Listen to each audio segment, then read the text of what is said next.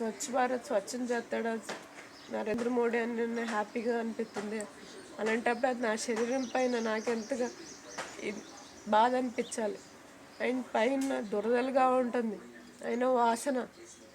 ఈ కరెంట్లతో ఎప్పుడు కరెంటుగా వచ్చే ఇదంతా కొట్టింది బాధ, కరెంటుగా పిండే బాధ. మోటార్లుగా వేసి చర్మం లోపల ఉండే నీరు పిండుతున్నారు. సముద్రంలో అంత ఉప్పుగా ఉండేది కాదు, అదంతా తీగా ఉండే నీరు.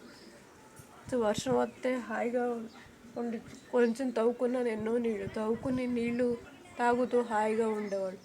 అలాగని బోర్లతో నరాలతో వేసి బోర్లతో లాగి కరెంటులతో లాగి నీరు లేకుండా చర్మం ముద్దగా అయిపోయింది. చర్మం ఫ్రెష్గా ఉండాల్సిన చర్మం ఇంకేం పండుతుంది? ఇది పండించుకుందామన్నా కూడా పండదు, చర్మం అలాగైపోయింది. ఇవన్నీ చేసినాడు ఎవడు? ఆడేగిన ఈ వీడియో చూస్తున్నాడు అయితే ఆడికి కూడా చెప్తా, చేసిందైతే చేసావు. సో బాధపడితే ఆనందించావు. ఇప్పుడైనా నువ్వు ఆ శాడిజం ఆనందం ఆపు.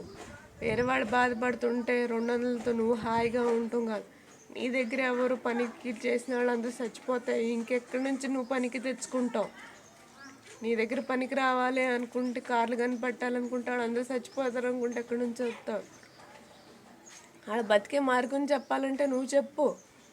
శాశ్వతంగా ఉండే మార్గం నీ దగ్గర ఉంటుందిగా. సో పండ్లు రాసుకోమంటావు, అప్పుడు పండే మార్గం కూడా ఎక్కడ ఉంది? పండట్లా. ఇన్ని రోజులు రాసుకున్నారు, 500 సంవత్సరాలు అక్కడక్కడ పండినాయి, ఇప్పుడు పండడం లేదు.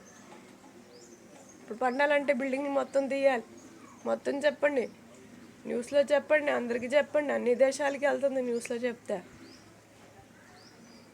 అన్ని దేశాలు అన్ని లాంగ్వేజ్లో వెళ్తుంది. ఇంగ్లీష్లో వీడియో పోస్ట్ చేశా. సో jayshreebones@gmail.com సబ్స్క్రైబ్ చేసుకోండి.